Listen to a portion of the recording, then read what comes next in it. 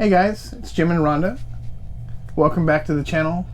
Can you believe it's been 1 year since we've owned an RV? 1 whole year. Wow. So on this video, we're going to tell you about our experiences from 1 year and kind of give you an overview, review of what we think of it and everything. I have written down some questions that we're going to just try to answer on the fly if we can. We're going to share with you some of our favorite sites from the year. Some things that didn't go as planned. Some things we've learned that, some mistakes not to make again. So join us on the video and we'll share our experiences with you.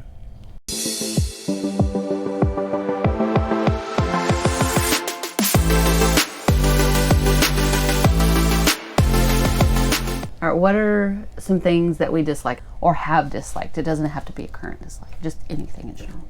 Okay. So, I got one if you don't. Okay, go ahead. So one of my dislikes is going to be overpriced glorified parking lots.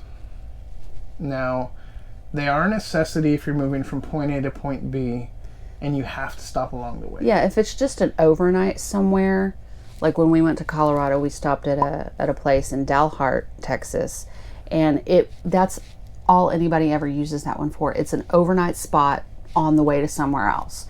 And that's fine if that's all you're using it for. You just need a place to park your camper with your hookups and then you can be on your way.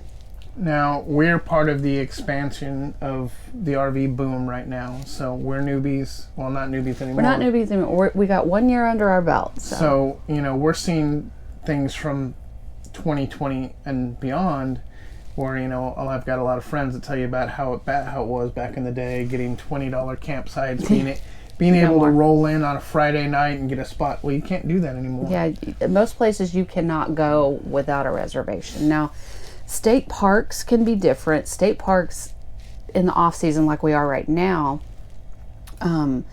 state parks, it'll look maybe like it's booked up online, but when you get there, they're not. They got lots of open spaces. So they're, like in the video I had posted before, those are good places that you can like swoop in and snag a spot at the last minute a lot of times. So off-season camping, fall camping is great. And if you're in the South, you know, you can camp all year round, and that's what we try to do. We make it a point to try to at least go out once a month, you know. And we do, unless there's, you know, unforeseen circumstances. We didn't want to be one of those people that bought an RV only to have it as a yard decoration. Yeah, we use this thing. It's used extensively. So, yeah. And a lot of time we go out more than once a month. You know, we'll go out too. We've been out quite a bit. Yep. So, which brings me to dislike number 2, okay, which is current RV quality. Yeah. So, but you know, if you look at it a grand scheme of thing with COVID, it's not just the RV industry, it's everywhere. You're looking at chip shortages, vehicles breaking down, can't get replacement parts. So, and with the RVs, you're, you know, like if you're dealing with, you know, a fifth wheel or a travel trailer or something like that, you're not dealing with a motor, so that's a good thing. But you're dealing with just the interior finishes sometimes are just not great, and I think I've mentioned it before in a different video. Things aren't put together well. Things aren't square, and you know, it's okay. It's things you can live with for the most part. And we highly recommend, if you can fix something and you know you can fix something on your RV, we suggest doing it and not trying, you know, for something small, not trying to take it into the RV dealer shop, because they're going to hold on to it for quite a while at this point. We know you're on YouTube because you're watching us, so YouTube is an excellent resource. You know, if you watch a video and you feel like it's in your comfort level or your wheelhouse, try it, you know. You're going to know best what works for you, you know. Yeah, and he calls himself a YouTube mechanic because he's been known to fix our cars just by learning from YouTube. So, and it works. So most of the time. Yeah, 99% of the time. All right. So what's one of your dislikes? Oh, one of my dislikes. I don't know.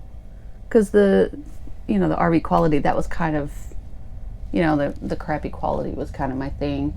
I got one. can't think of any for this one. What do you got? So my dislike, and it's kind of a double-edged sword, it's the secrets out on the RV life. Yeah.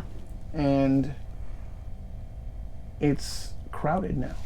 It's great that more people are discovering how amazing this can be. Traveling with a travel trailer, fifth wheel, a motor coach, whatever it may be. It's awesome that people are finally realizing, hey, this is a lifestyle that I could either part-time or full-time, you know. But at the same time, you're running into all the crowded parks, the glorified parking lots. The prices for these glorified parking lots are going up. RV prices are going up. Oh, yeah. RV supplies are going up, you know, and it's... Now, granted, it's going to level out, you know, and... Yeah, we think next year. I think the used RV market is going to go crazy at some point when people realize, hey, I just bought this $50,000 yard decoration. And I'm not using it. I don't want it anymore, you know. So. And that's happened. I know there's people out there who've been selling them off, realizing that this life is not for them. And that's great, if you know, but that's a very expensive mistake. What I and a lot of other people recommend, if you're not sure about camping in this way or glamping, however you want to call it, maybe rent an RV or borrow a friend's or just go with a friend camping and see if you like the lifestyle. Ask them to teach you, you know, how to hook up your water, your electric, your sewer. See how you are with that, because you may not want to touch any of that sort of stuff, and that's okay too. Yeah, and find out what type of RV you want, because you may think, okay, travel trailer, but you don't have a truck, or you're not good at towing a vehicle, you know. So and you have to make sure you have enough truck for your towable RV too. And you know, a lot of people say the half-ton truck can tow this, and this. Well, it may be able to tow. That doesn't mean it's a good idea. So you really have to do the work yourself on looking at the numbers, what the trailer weighs, what your truck can do, what it can handle, payload capacity, all that stuff. So keep that in mind if you're still in the market for an RV. And by no means are we tow police, but no. When we're out there on the road, we want everybody to be safe. That's one thing that's what I dislike is the people on the road, how they drive with their trailers, driving too fast or driving recklessly. So, you got anything else? I mean, I could list a whole bunch of things from road construction to traffic to, you know. Right. Do you have any dislikes about our particular RV? You know, we've gone over it in our video of our RV of some of the things that we don't care for, but I mean, we researched this trailer extensively. You know, we waited for the dealer to have them in stock.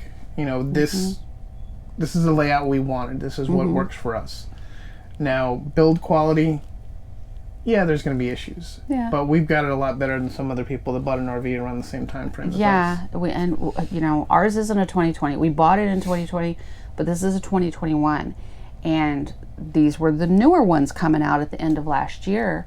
And so we could have potentially had some severe problems, but we were really lucky that we didn't. And you know, screws being loose or falling out or having trouble with the sliding doors, which apparently is normal for this particular trailer. Anything on a slide in a trailer that moves like it does, you're probably going to have problems anyway. Yeah, I mean, the trailer's moving down the road. It's going to shake. It's going to bump, you know, and it's part of the things you learn as an RVer. Yeah. You have to learn and be okay with fixing small stuff, I think. So.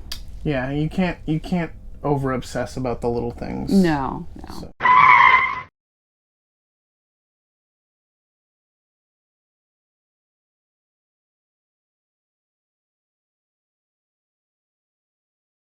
Thanks again for watching. You. So just remember, never take anything for granted. And we'll see you out there. Bye.